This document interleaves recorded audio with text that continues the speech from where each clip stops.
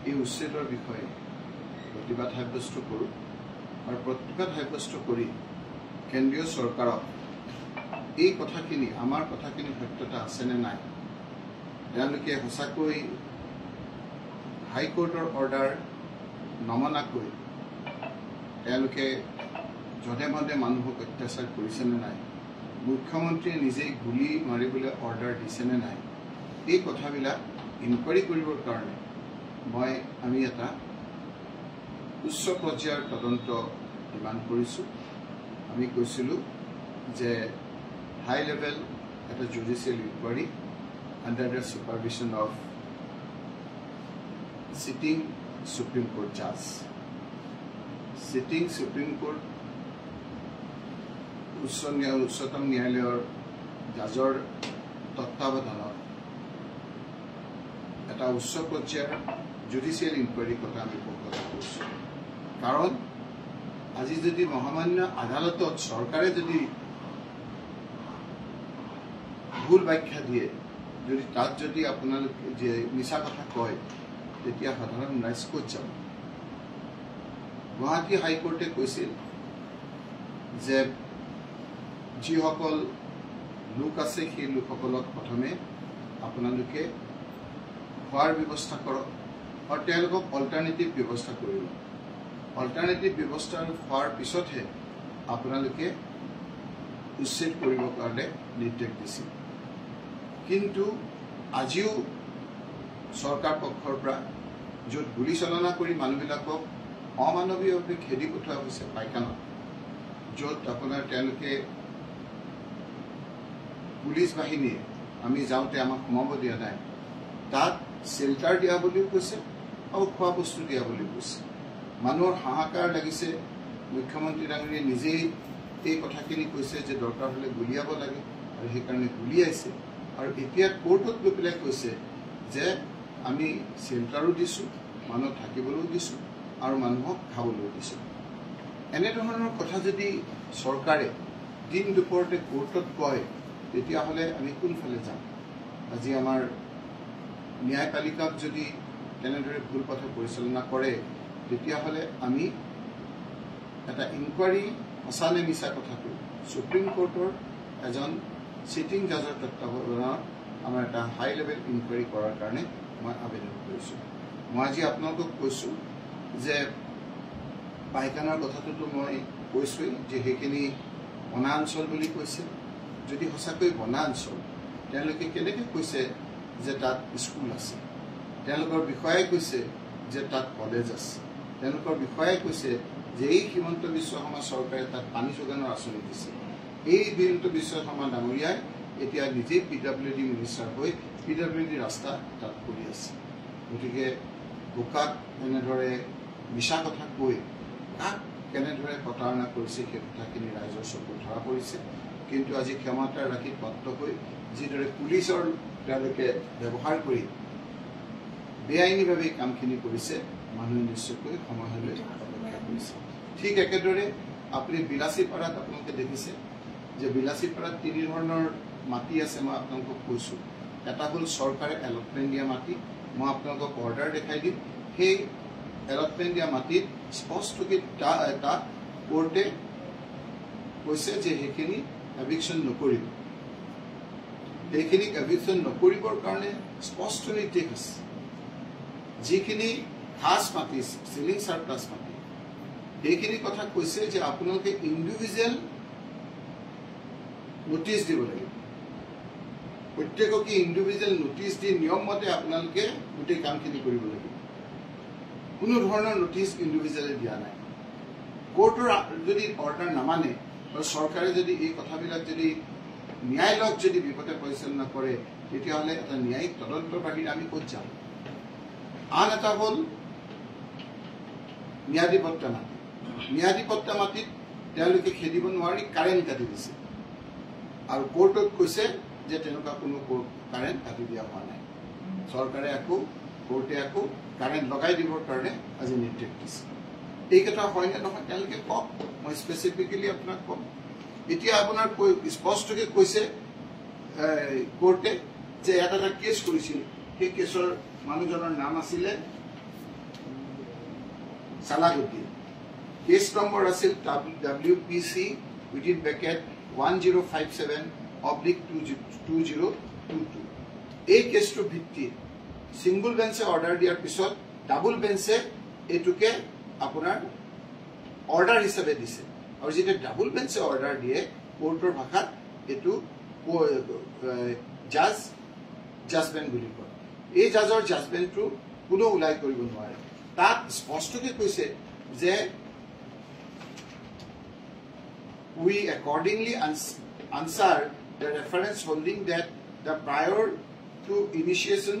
of proceeding under Rule 18 within bracket 2 of the settlement rule, the occupation possessor of government lands have to be issued notice. স্পষ্টকৈ কৈছে যে সালাহুদ্দিনৰ কেছত যেটো double বেঞ্চে দিছে order সেইটো order ভিত্তিত যেটো নোটিছ দিবলৈ কৈছে সেই নোটিছটো আপোনালোকে নিদিয়াকৈ একো নকৰিব আপোনালোকে দেখিলে যে তাত কি অন্যায়ভাৱে মাটিখিনি তেওঁলোকে কাঢ়ি লৈ গৈছে কেতিয়া কাঢ়িছে মুখ্যমন্ত্ৰী একেবাৰে গাটো কেতিয়া আপোনাৰ একেবাৰে ইসাদ বিসাদ হৈছে যেতিয়া আদানীও নহয় আদানীৰ পুত্ৰ যেতিয়া হেলিকপ্টাৰ লৈ পেলাই আহিছে কেইদিনমানৰ পিছত মুখ্যমন্ত্ৰী ডাঙৰীয়াই যেতিয়া গৈছে তেতিয়া ফোনত কাৰোবাৰ লগত কথা পাতে আৰু কয় দৰকাৰ হ'লে গুলিয়াই দিবি মাটিখিনি খালী কৰি দিবি আৰু কেইটামান অফিচাৰে একেবাৰে তাৰিফবিলাকতো তেওঁ বিভিন্ন ধৰণেৰে তেওঁ ভয় দি পেলাই কামবিলাক কৰিছে আজিও মই চেক কৰাটো অন্যায় হৈছে বুলি তেওঁলোকে কোৱা বুলি মই শুনিছোঁ এফালে আপোনালোকে দেখিছে বিলাসীপাৰা গোৱালপাৰা ইফালে দেখিছে আপোনালোকে ধুবুৰী আনফালে কান্দোনৰ বিনুনি আপুনি শুনিবলৈ পাব ডিমা হাছাও 9,000 বিঘা লাইমষ্টোন মাইনিঙৰ কাৰণে তেওঁলোকে দি দিছে কাক দিছে সেই কথাখিনি আপোনালোক সকলো দিনৰ পোহৰৰ দৰে স্পষ্ট এইবিলাক কৈ আছে যে আমাৰ ট্ৰাইবেল ইণ্ডিজিনিয়াছ মানুহৰ নিজৰ এনচেষ্ট্ৰেল যিসকল পুৰণা তেওঁলোকৰ ব্যৱহাৰ তেওঁলোকৰ বংশগত মানুহবিলাক তাত থাকে সেই মানুহবিলাকৰ মাটিবিলাক তেওঁলোকে দি দিছে 9,000 বিঘা 700 বিঘা মাটি তিনিটা ঠাইত মই এইটো ডিমা হাছাওৰ কথা কৈ আছো তিনিটা চিমেণ্ট ফেক্টৰীক দিবৰ কাৰণে তেওঁ এতিয়া ব্যৱস্থা গ্ৰহণ কৰিছে কি হৈছে একফালে তেওঁ পলিউশ্যন কৰিবৰ কাৰণে ধুবুৰী গোৱালপাৰাৰ কথাটো কৈ কিছুমানে পৈশাচিক আনন্দ লাভ কৰিছে অসমীয়া মানুহ কেতিয়াও তেনেধৰণৰ কথা নহয় কাৰোবাক মাৰি কাৰোবাক হত্যা কৰি কাৰোবাৰ ঘৰ ভাঙি কেতিয়াও আমাৰ অসমীয়া মানুহ সেইটো স্বভাৱে মুষ্টিমেয় কিছু লোকৰ এই কথা বতৰাবিলাকত তেওঁ এটা পৈশাচিক আনন্দ পাই আছে এইটো খুব বেছি দিন তেওঁ নচলে অনতিপলমে এই কথাবিলাকৰ ৰিভাৰ্চ আপোনালোকে দেখিবলৈ পাব কাৰণ মানুহৰ নিচিনাই আমাৰ অসমৰ মানুহ হ'বলৈ পাব আজি ডিমা হাছাওৰ মানুহখিনিৰ খবৰ কি 9,000 বিঘা মাটি এইটো হয় নে নহয় এই কথাখিনি কওক তেওঁ যে লাইমষ্টোন মাইনিঙৰ কাৰণে 9,000 বিঘা মাটি দিবলৈ ওলাইছে সেই কথা হয় নে নহয় 700 তিনিটা ঠাইত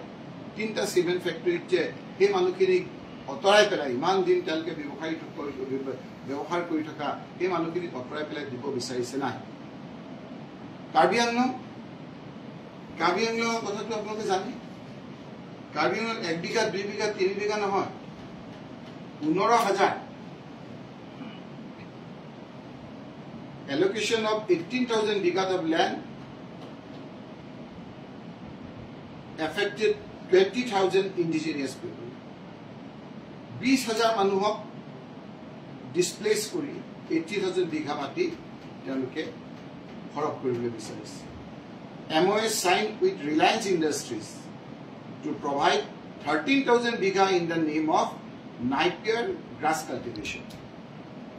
Napier grass cultivation karone teloke apo 13,000 bigha mati tat teloke diar karone thik kora boli ami eta totthyo paisu. Baki to apunar Palakbari to Rabhakolar mati kintu ase. গতিকে মুখ্যমন্ত্রী ডাঙরিয়ায় আইন কানুন কাকো নামানা হৈছে তেওঁ নিজেই গুলি অৰ্ডাৰ দিয়ে গুলি মাৰি দিয়ে সেইকাৰণে মই কৈছোঁ যে আমাক এটা জুডিচিয়েল ইনকুৱাৰী সিটিং সুপ্ৰিম কোৰ্টৰ জাজৰ তত্ত্বাৱধানত দিব লাগে গোটেই কথাখিনি ওলাব যে কথাই প্ৰতি কেনেকৈ তেওঁ মিছাৰ আশ্ৰয় লৈছে এতিয়া উৰিয়াম ঘাটত কেনেকৈ আপোনাৰ গোটেই মানুহখিনিক অত্যাচাৰ কৰি তেওঁ গোটেই কথাখিনি আপুনি এতিয়া উৰিয়াম ঘাটৰ কথা সুধিছে আপোনাৰ গৰু কথাটো আপোনালোকে কল কৰিব সেইটোৱে তেওঁ ছাকচেছ আমি কথা পাতি আছো সেইটোৱে মই সেইকাৰণে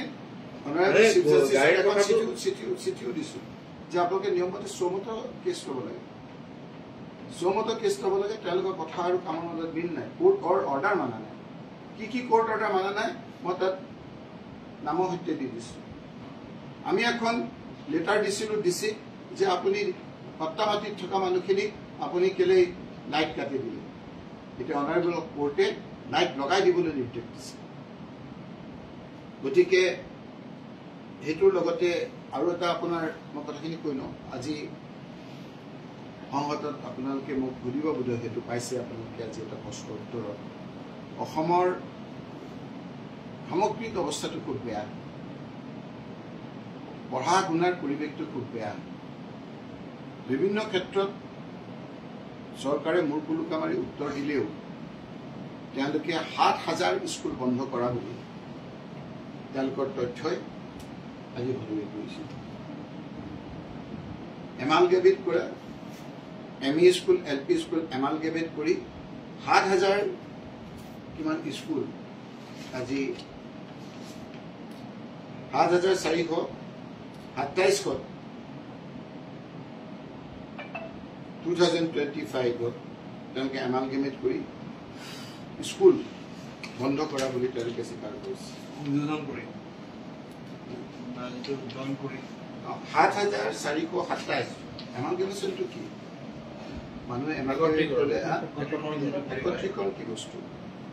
এলপি স্কুল এমই স্কুল আছে আপুনি মই এলপি স্কুল পঢ়িছো আমি এলপি স্কুলখন পাছ কৰি এমই স্কুল এতিয়া এলপি স্কুলখন এমই স্কুলখন একেলগ কৰি পেলাই এলপি স্কুলখন যিখনত আমাৰ আৱেগ থাকে অনুভূতি থাকে সেইখন বন্ধ সেইখন গুডাউন সেইখন এতিয়া ক'ৰবাত আপোনালোকৰ তেওঁলোকে বিভিন্ন দোকান পোহাৰ দিবৰ কাৰণে এডভাইচ কৰিব সেইখনৰ লগত আৱেগ জড়িত হৈ থাকে এলপি স্কুলখনৰ লগত এমই স্কুলখনৰ লগত নিজে পঢ়া কলেজখনত নিজে পঢ়া ইউনিভাৰ্চিটিখনৰ লগত এতিয়া পাকে পকাৰে ৭,৪২৭ কৰিছে আৰু এইটো যিটো আপোনাৰ দুখ লগা আপোনাৰ অৱস্থা আজি নিশ্চয়কৈ আপোনালোকে প্ৰত্যক্ষ কৰিছে যে NXR referred to in reply to parts A to D of Lok Sabha unanswered question number 92 for answer number 21,725 asked by Rokibul Hussain, Honorable Member of Parliament, regarding school closed in Assam. Details of middle and primary dropouts and position in Assam compared to other states. এখন list আপোনালোকে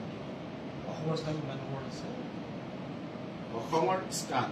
আপোনালোকে গণিলেই পাব primary level annual average drop out range 23-24 primary level 1 পৰা 5 লৈকে আন্দামান নিকোবৰ অন্ধ্ৰপ্ৰদেশ অৰুণাচল আসাম বিহাৰ চণ্ডীগড় এনেকৈ সকলোৰে দিছে তাত নেশ্যনেল এভাৰেজ দেখাইছে ড্ৰপ আউট প্ৰাইমেৰী 1.9 অসমৰ হ'ল 6.2 মই এতিয়া বিচাৰিছো যে 6.2 মানে তলৰ ফালৰ পৰা আপুনি চাবলৈ গ'লে 3 নম্বৰ তলৰ ফালৰ পৰা 3 নম্বৰ কেইখনত 1 2 3 4 5 6 7 8 9 10 11 12 13 14 15 16 17 18 19 20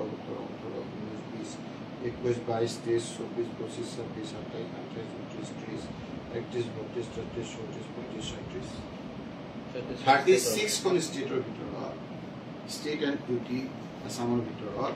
তলৰ ফালৰ পৰা আসাম হৈ গ'ল 3 নম্বৰ 4 নম্বৰ তলৰ ফালৰ পৰা 4 নম্বৰ তাৰমানে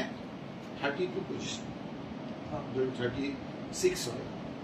প্ৰাইমেৰী লেভেলত স্কুল নোযোৱা সহজ ভাষাত ড্ৰপ আউট আমাৰ সাধাৰণ মানুহ বহুতে বুজিব পাৰে স্কুল নোযোৱা য'ত আপোনাৰ সৰ্বশিক্ষা আঁচনিৰ যোগেদি আমাৰ কংগ্ৰেছ তৰুণ গগৈ চৰকাৰ থকা অৱস্থাত দুপৰীয়া খোৱা ফ্ৰী কৰাই দিয়া হৈছিল, স্কুলৰ ইউনিফৰ্ম দিয়া হৈছিল,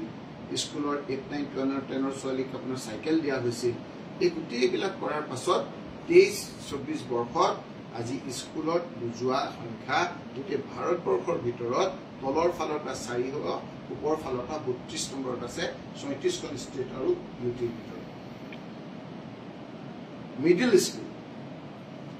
মিডিল স্কুলত আপুনি যদি চাই তেতিয়াও আপোনালোকে দেখিব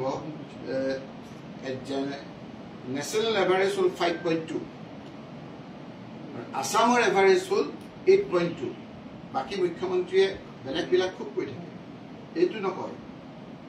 8.2 ড্ৰপ আউট, কিছুমানটো স্কুললৈ অহা বাদ দিছে। এইটো হ'ল প্ৰাইমেৰী, এইটো হ'ল আপাৰ প্ৰাইমেৰী, 6ৰ পৰা 9, 10। 8.2 অতি দুখ লগা কথা। আন্দামান নিকোবৰত 0.4, অন্ধ্ৰপ্ৰদেশত 1.6, আজি মেঘালয়ত কিজানি অলপ বেয়া আৰু আমাৰ বেয়া বোধ হয়, মই যিটো চাইছিলোঁ 6.8, 8.2 মানে আপোনালোকে যদি চাই 8.8, মেঘালয়ত 12 বেয়া, সেইখনতো আমাৰ ছেকেণ্ড থাৰ্ড, সেইখনতো আপোনাৰ 33 পজিশ্যনত আমি এতিয়া আছো। আপাৰ প্ৰাইমেৰী ড্ৰপ আউট, স্কুলত আধাতে এৰি যোৱা, সেইবিলাকলৈ হেৰি নাই। আপোনালোকে যদি এতিয়া ক'ৰবাত ফুৰিবলৈ যায়, যিকোনো ঠাইত দেখিব অসমৰ ল'ৰা ছোৱালী। এইবিলাক মই এই আমাৰ যে তেওঁ কৈ থাকে সেই আমাৰ বিভিন্ন ঠাইৰ কথা কোৱা নাই, ধুবুৰীৰ কথা কোৱা নাই, মই গোৱালপাৰাৰ কথা কোৱা নাই, মই ধেমাজিৰ কথা কৈছোঁ, মই লখিমপুৰৰ কথা কৈছোঁ, মই শিৱসাগৰৰ কথা কৈছোঁ। মই দি দিম, মই কেইদিনমানৰ আগত যাওঁতে তেওঁলোকে 8,000, 9,000, 10,000 টকা পায়। আমাৰ ছোৱালীবিলাকে তাত কাম কৰিবলগীয়া হৈছে কাৰ্বি আংলঙৰ পৰা আহি, কাৰণ ঘৰখন নচলা হৈছে। সেই টকাৰে তেওঁলোকে ঘৰৰ ভাড়াও থাকিব লাগে আৰু তেওঁলোকে নিজে খাবও লাগে, নিজে চলিবও লাগে। সেই কথা বতৰাবিলাকত মুখ্যমন্ত্ৰীৰ কাণসাৰ নাই আৰু খুচুৰা কথা বতৰাবিলাকত তেওঁ লাগি গোটেই অসমখনৰ উঠি অহা চামক অন্ধকাৰৰ মাজলৈ ঠেলি দি গোটেই মানসিকভাৱে আমাক পংগু কৰি দিব বিচাৰিছে। গতিকে তেওঁ এই উচ্ছেদক লৈ যিটো এটা পৰিৱেশ কৰিছে, মই ভাবোঁ যে তেওঁ সঁচা নে আমি সঁচা, এই কথাবিলাক চাবৰ কাৰণে এখন উচ্চ পৰ্যায়ৰ ন্যায়িক এটা ইনকুৱাৰী কমিটি কৰিব লাগে, যোন ইনকুৱাৰী কমিটিত চিটিং এজন নিৰপেক্ষ জাজ দি পেলাই তেওঁ তত্বাৱধানত ছুপাৰভিছনত হ'ব লাগে বুলি মই ডিমাণ্ড কৰিছোঁ। মুখ্যমন্ত্ৰীগৰাকীয়ে এক্সেলেণ্টত কৈছিলে যে এয়া অস্তিত্ব ৰক্ষাৰ শেষ যুঁজ বুলি কৈছে। এই শৰাইঘাটৰ যুঁজখন কি আছিল মানে পাহৰি যাম বুলি ভাবিছিল।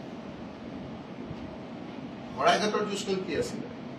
তেওঁ যে প্ৰধানমন্ত্ৰীক যে তেজৰ কথা কৈছিল, সেইটো কি যুঁজ আছিল আপুনি চাবচোন। তেওঁ পাহৰি যায় বুলি ভাবিছিল। তেওঁ যে ফেকুৰি কাটি পেলাই 1 বছৰ পিছত যে ৰাজনীতি নকৰোঁ বুলি কৈছিল, সেইবিলাক কি কথা? এইবিলাক ক'ত গ'ল? গতিকে এতিয়া তেওঁ ৰাইজৰ চকুত তেওঁ ধৰা পৰিছে। এতিয়া তেওঁৰ অস্তিত্বৰ শেষ যুঁজ, মাননীয় মুখ্যমন্ত্ৰী ডাঙৰীয়াৰ অস্তিত্বৰ শেষ যুঁজ। গুলিয়াই মৰিয়াই ঘৰৰ পৰা কাটি মাৰি বিভিন্নজনৰ মাজৰ লগত কাজিয়া পেচাল লগাই তেওঁৰ নিজৰ ৰাজনৈতিক অস্তিত্ব ৰক্ষাৰ তেওঁ শেষ যুঁজ। এই শেষ যুঁজত মই বিজেপিত থকা লোকসকলক, যিসকলক তেওঁ চলাইছে, ইমান কষ্ট কৰি বিজেপি কৰাবিলাকসকলক আজি তেওঁলোকে কৰ্ণাৰ কৰি দিছে, নাইকিয়া কৰি দিছে, সেইসকলক আহ্বান কৰিছোঁ যে আপোনালোকে বিজেপি এৰিব নালাগে, কিন্তু বিজেপিত থাকক। এই সময়খিনিত অলপ হিমন্ত বিশ্ব শৰ্মাৰ বিৰুদ্ধে আপোনালোকে একগোট হওক, যাতে ইয়াৰ পিছত আমি এটা মূল্যবোধৰ ৰাজনীতি ভালকৈ কৰিব পাৰোঁ। আৰু আপুনি এটা কথা কৈছিলে যে উচ্ছেদৰ বিষয়টো বড়ো বিতৰ্কতো থাকিবলৈ কৰা হৈছিল, মানে বস্তুটো তেনেকুৱাই নেকি? মানুহে বুজিছে বড়ো বিতৰ্কটো আপোনাৰ নাইকিয়া হৈছে, মানুহে পাহৰা নাই। তেওঁ ভাবি আছে তেওঁৰ গধূলি পৰত সেই মানুহখিনি বহে বোলে দাদা আপুনি একেবাৰে বড়ো বিষয়টো নাইকিয়া কৰি দিলে। এই যে তেওঁক কয় নাই, কৈছে হয় দেখিলি কিমান হেৰি, কিন্তু সেইটো যে মানুহৰ আচল কথা নহয়। আমাৰ যে আপোনাৰ এইবাৰ ৰাহুল গান্ধী মিটিঙত একেবাৰে ৰাস্তাই যে মানুহবিলাকৰ যে আদৰি দিলে, সেইখিনি কিন্তু কংগ্ৰেছৰ সমৰ্থক নাছিল। এটা সমষ্টিও আপোনাৰ কংগ্ৰেছৰ সমৰ্থকৰ সমষ্টি নহয়। ৰাস্তাই ৰাস্তাই ৰাহুল গান্ধী ডাঙৰীয়া কংগ্ৰেছৰ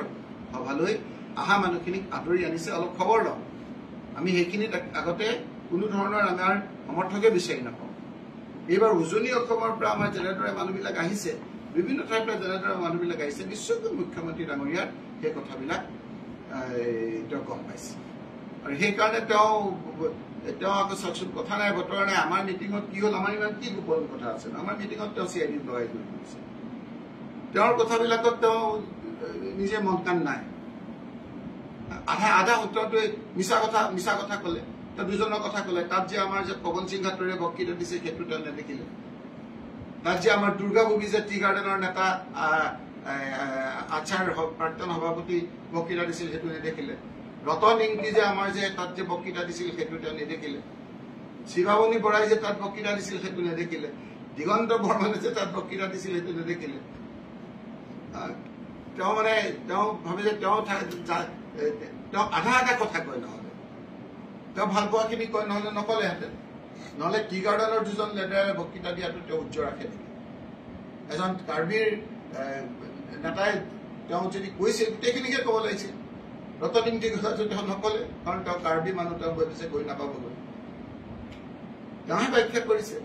গতিকে এই কথাবিলাক তেওঁ খুচুৰা পলিটিক্স, খুচুৰা ৰাজনীতিৰ কথা ৰাইজে ধৰা পেলাইছে। মূল্যবিধ ৰাজনীতি কৰক, আৰু নহ'লে অসমৰ এইকেইটা দিনত আমি এইবিলাকে ৰাজনীতি কৰোঁতে আপুনি দেখিব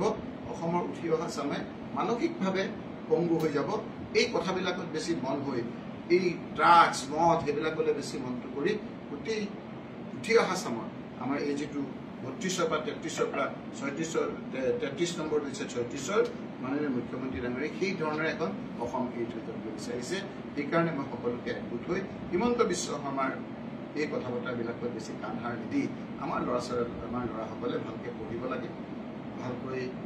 MLA মন্ত্ৰী কোন হ'ল সেইবিলাক ভালকৈ চাব নালাগে। আজিৰ যুগত একেবাৰে এটা প্ৰদূষিত এটা পৰিৱেশ হৈছে। এই কম্পিটিশ্যনৰ যুগত তথ্য প্ৰযুক্তিবিদ্যাৰ জনক অলপ তথ্য প্ৰযুক্তিৰ দ্বাৰা নিজকে উপযুক্ত কৰি তুলিবৰ কাৰণে মই উঠি অহা চামক বিনম্ৰতাৰে অনুৰোধ কৰিছোঁ। Thank U.